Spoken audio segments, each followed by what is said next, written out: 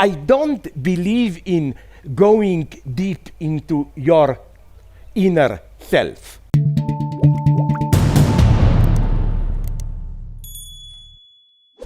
So the notion of a game has as an assumption that there are set and replicable rules or laws to the game, and equally that there is a predictable endpoint within a narrow range of possibilities. Both of those preconditions rely on the perception of radical human control, replicable rules, and a fixed terminus, a fixed endpoint within a narrow constraint of options. So I'd like to share with you a 60-second walk into another view of how life's built. 60 seconds? Please. Thank you. I'm going to invite you to clear out your inner space with 3 breaths, have the option to close your eyes and walk you, if you wish, an invitation, through a 60-second thought visualization. Okay? I invite you to close your eyes. I invite you to take 3 breaths. 1, 2, 3. I invite you to think of a time where you wanted something so badly in the game of life that you researched it. You strategized. You had your tactics. A plus B plus C, that red door was yours. That job, that university, him, heard them to say yes. To live there, that red door was yours. A, B, C, you'd done it right. You go for the handle, and it's stuck. And it seems untenable in this game of life, 99% certainty, because you had done A plus B plus C. You might kick the door, you might be shocked, you might even be depressed. But only because the red door was stuck, you had no choice. You turned 40, 80, 110 degrees, and there was a wide open, shining yellow door. You may have said that yellow doors don't exist. You've never thought of yellow doors. On the other side is someone more right for you, is a job that made you feel alive, is a mentor who brought you in a whole new direction.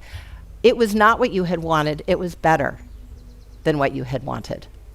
And as you sit back and you look at that stuck red door, the hairpin turn that brought you to the wide open yellow door that has everything to do with who you are and where you are today, was anyone standing there at the hairpin turn? A parent, a grandparent, someone you met for 2 minutes at the tea or coffee shop, someone on the bus, a trail angel who pointed you to the yellow door.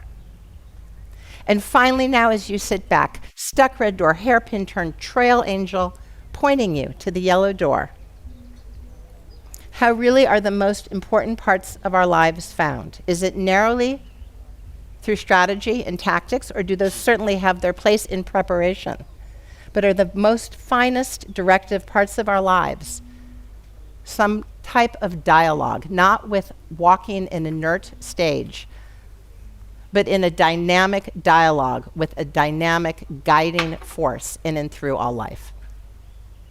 Is it possible you've been on a quest, a spiritual path all along? Sitting now way back, stuck red door, hairpin turn, trail angel, wide open yellow door. Where in your road of life is the force, is the source, universe, God, Hashem, Allah, that which is in us, through us, and around us? Is this force in the trail angel and in you hearing the trail angel? Is the force in the open yellow door and even the stuck red door? So life has times for strategy and preparation, but life, perhaps in your own path, is alive and has a force of its own. Wow, thank you very much. I don't believe in going deep into your inner self. Sorry to be brutal, if you go deep into it, you find deep shit there, I claim. Monstrous fantasies and so on. I believe that the only way to overcome yourself is to identify with your mask. Just to conclude, that I don't drag on, my favorite movie here, Rossellini, you should see it, you can get it on YouTube, from 1960, I think, with Vittorio De Sica, Vittorio General della Rovere.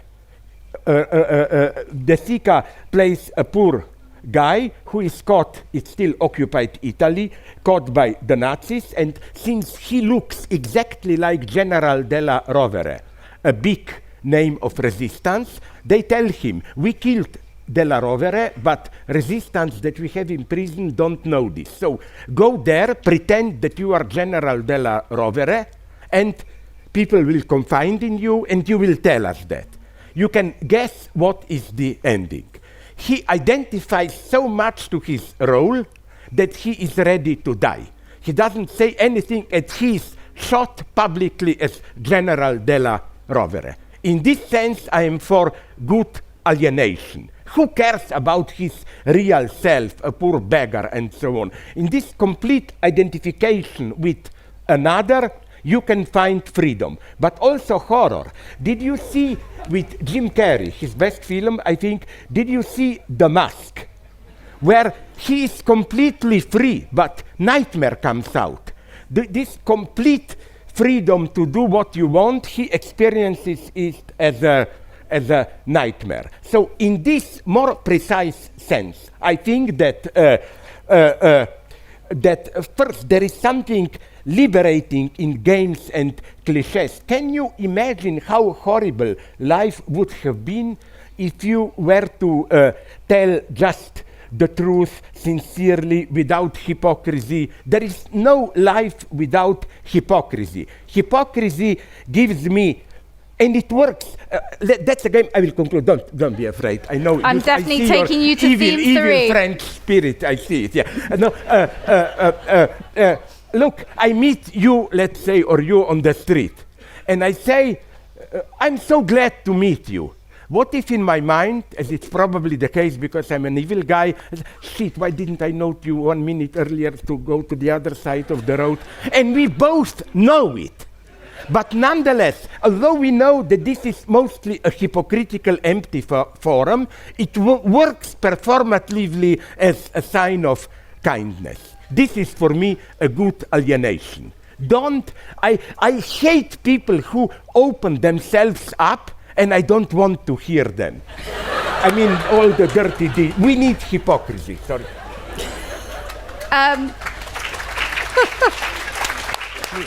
To continue watching this video, click the link in the top left or in the description below. Or visit iai.tv for more debates and talks from the world's leading thinkers on today's biggest ideas.